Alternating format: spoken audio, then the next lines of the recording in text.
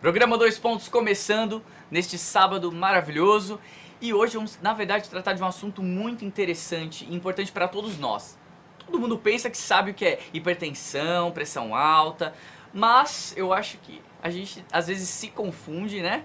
E para isso o programa trouxe hoje o Dr. César Rosati, seja muito bem-vindo. Obrigado. Ele é cardiologista e vai nos ajudar.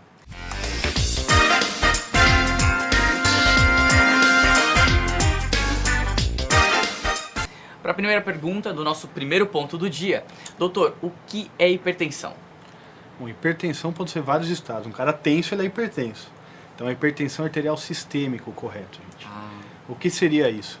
Seria qualquer nível de pressão maior que 120 por 80, ou como vocês estão acostumados a dizer, 12 por 8.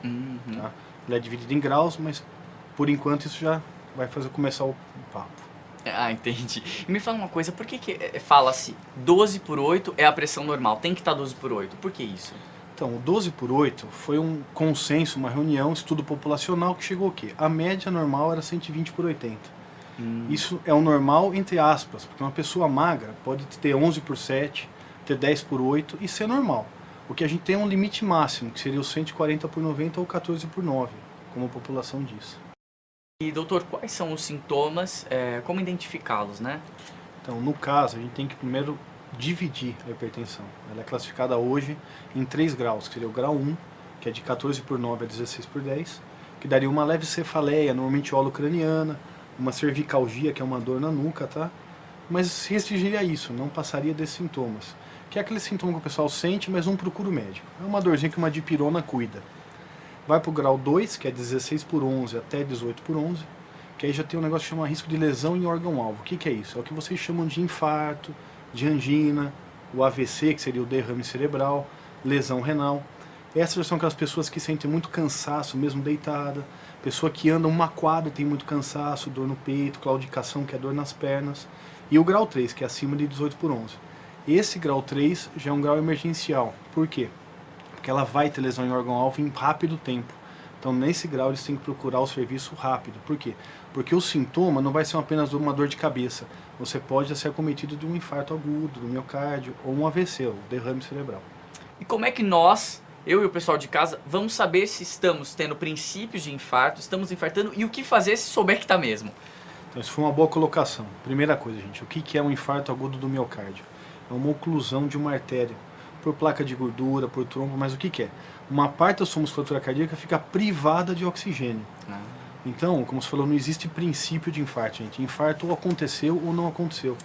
O princípio a gente pode até entender como uma angina, que seria uma dor no peito, no tórax, tá?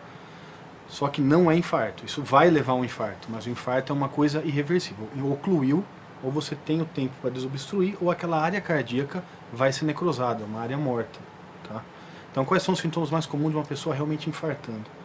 Normalmente nos homens ele começa no período da madrugada, ou logo quando acorda, tá? No começo da manhã. Seria uma dor em aperto, mas não é um apertinho qualquer, gente. É como se um elefante sentasse no seu peito. Você não consegue respirar, você sente muita angústia, a gente chama de sensação de morte iminente. Ou um outro tipo de dor, que é um ardor, é como se pegasse uma brasa quente e colocasse na sua pele. Você vai sentir aquilo queimando muito forte, não é uma dorzinha qualquer. Ela não é relacionada ao esforço. Por quê? Porque a gente vem procurar com assim, doutor, eu tô com dor no peito, eu tô preocupado. Quando eu mexo os braços, piora. Gente, isso não é infarto. O infarto é uma dor atrás do osso, não tem como você melhorar ou piorar com o exercício, tá? O que mais você vai sentir? Uma falta de ar súbita muito grande.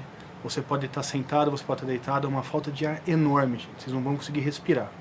E normalmente seguido o quê? De uma sudorese, vai se molhar de suor e começar a ficar muito gelado.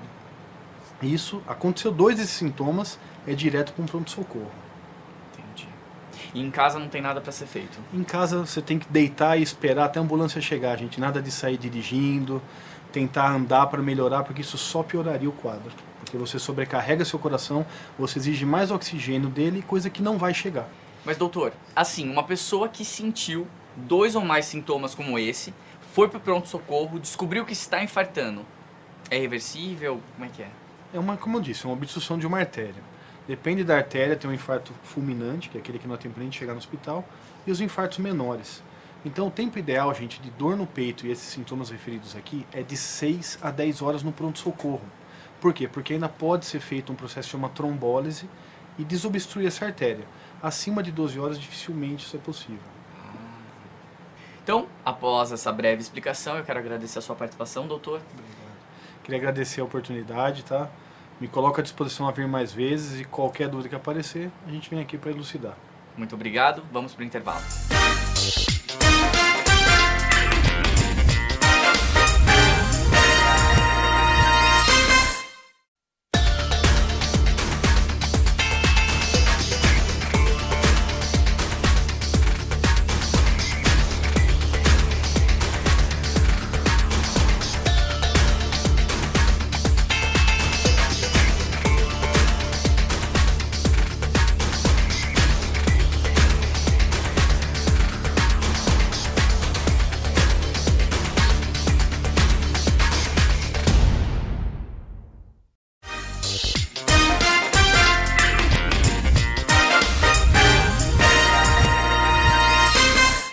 De volta com o segundo bloco do programa Dois Pontos, e no primeiro ponto de hoje descobrimos muita coisa a respeito de hipertensão arterial.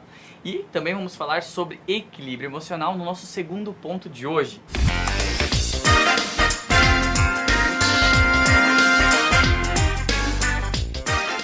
E para ajudar a falar sobre isso, ao meu lado o teólogo Wellington Dallas. Seja muito bem-vindo. Obrigado, é uma satisfação estar aqui com vocês. Certo, aprendemos aí da correlação emocional, né, sobre a saúde, né? E eu queria saber a respeito agora do equilíbrio emocional. Até que ponto isso influencia na nossa pressão alta, na nossa saúde também? O nosso organismo, ele sempre está em busca de um equilíbrio. E esse equilíbrio, ele é dinâmico, porque todos nós sentimos um pouco de estresse. Às vezes nós estamos num momento que estamos mais pacientes, ora nós sentimos um pouco mais de amor, ora um pouco mais de ódio.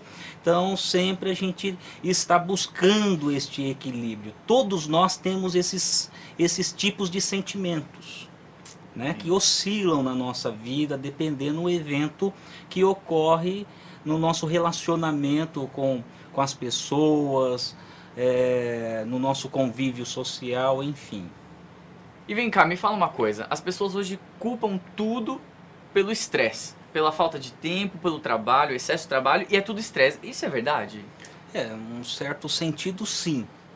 Muitas pessoas estão estressadas, mas eu acho interessante a gente definir um pouco o conceito de estresse. Que estresse é o conjunto de reações orgânicas e psíquicas da adaptação que o organismo emite quando a pessoa é exposta a qualquer estímulo que o excite, ou irrite, ou amedronte, ou faça talvez muito feliz. Então qualquer problema real ou imaginário irá provocar estímulos, no nosso cérebro, e o nosso cérebro ele vai dar comandos para que hormônios, no caso por exemplo nas glândulas suprarrenais, vai liberar adrenalina, por exemplo, e a pessoa vai viver esse desequilíbrio emocional, que no caso é o estresse.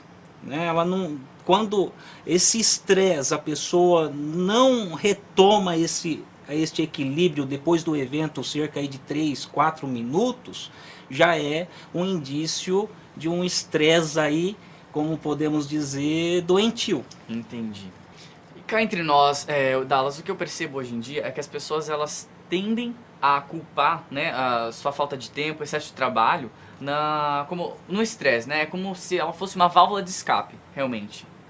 Sim, é uma grande verdade, porque o estresse de fato tem sido algo muito presente no nosso dia a dia, no dia a dia das pessoas, porque as pessoas elas andam esgotadas, elas faltam o equilíbrio emocional, as pessoas se esgotam, ficam estressadas diante de situações em casas, não tem paciência com o filho mais, não tem paciência em lidar com o cônjuge, devido também a alguns outros fatores. A pessoa, hoje a gente tem aí a questão do trânsito, tem a questão dos problemas financeiros, enfim, tem uma série de fatores que a pessoa vive no dia a dia e o organismo não faz o equilíbrio e a pessoa vive estressada de fato. Dallas, dificuldade todo mundo tem.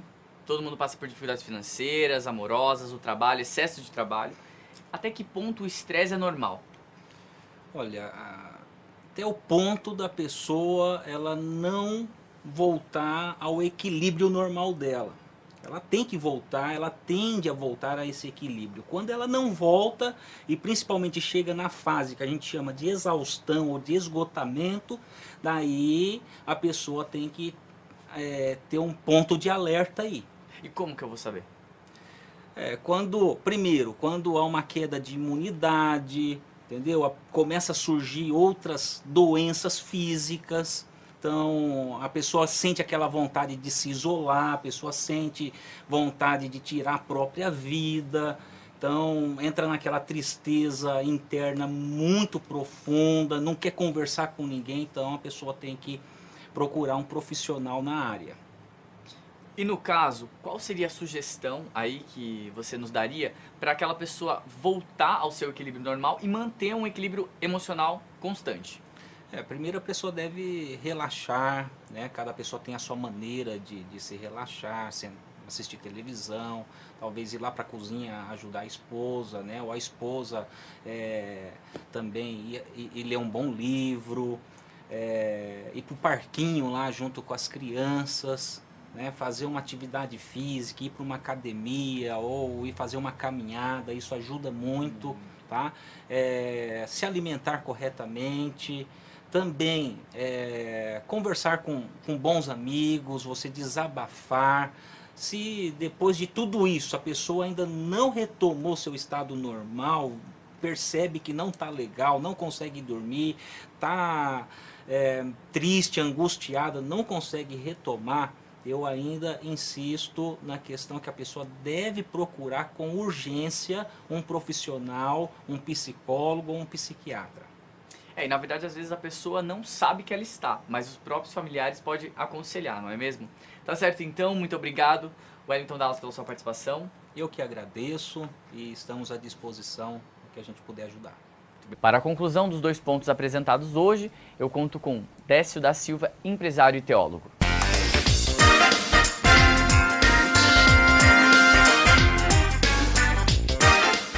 Bom dia. A Bíblia realmente ela tem resposta para tudo. Nós acabamos de ver aqui a hipertensão arterial e também o equilíbrio emocional. Eu quero dizer para você que Provérbios 4:23 diz assim: acima de tudo, guarde o seu coração, pois dele depende toda a sua vida. O coração é o centro da vida do homem. E muitos acreditam que ele é o que determina todas as atitudes do corpo. Colocamos que o coração, ele nos rege, nos faz pensar, nos faz sofrer, nos faz entender, nos faz viver. Ele nos conduz. E o coração precisa de estar bem com Deus. Nosso corpo precisa estar bem com Deus. Nós enfrentamos as dificuldades, mas nós encontramos na Bíblia tudo aquilo que nós necessitamos para que possamos caminhar, para que possamos andar.